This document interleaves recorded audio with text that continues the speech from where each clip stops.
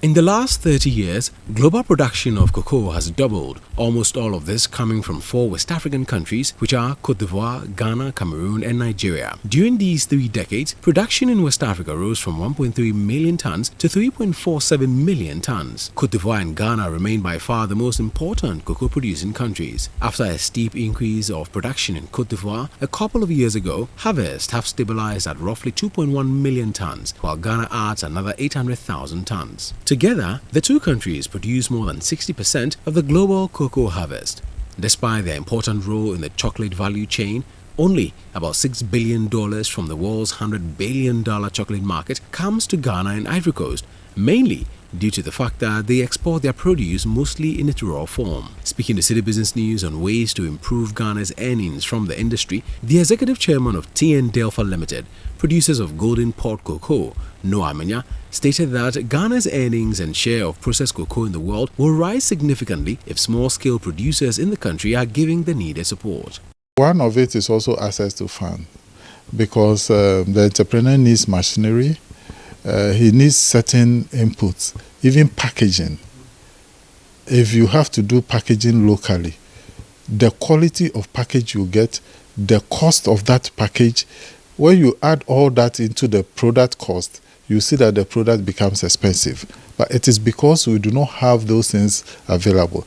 So access to funding is very critical.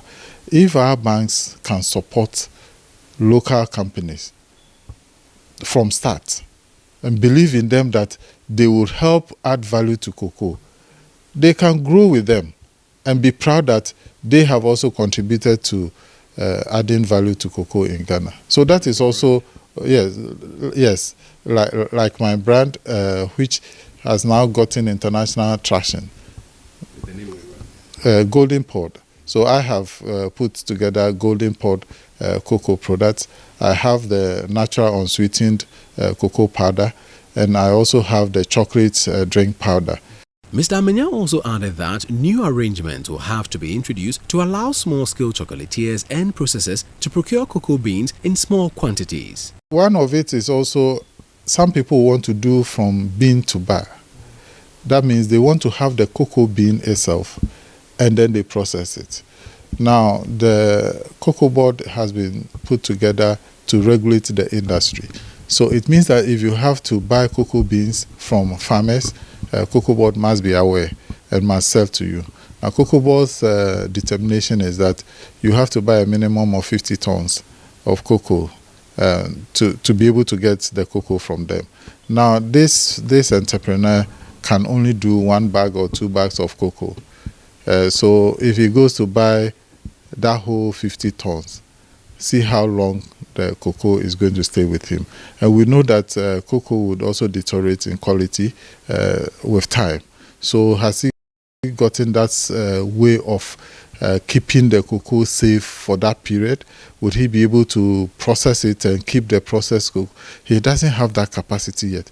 So the board must also look at how do we position ourselves to help the cocoa? Because some these enterprises or local entrepreneurs, some of them are into some special cocoas.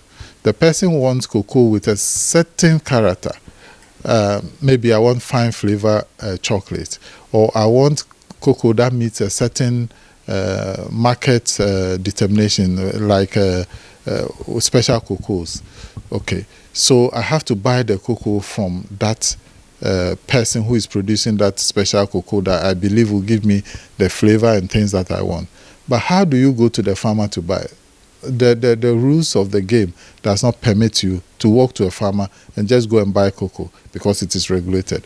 So then the board will have to put in measures to allow people to be able to buy what they want, but regulate it, get them, track them and see that they are doing the right thing, but give them access so that they can do what they want to do. So that is also one of the limitations for most of the chocopreneurs who are around.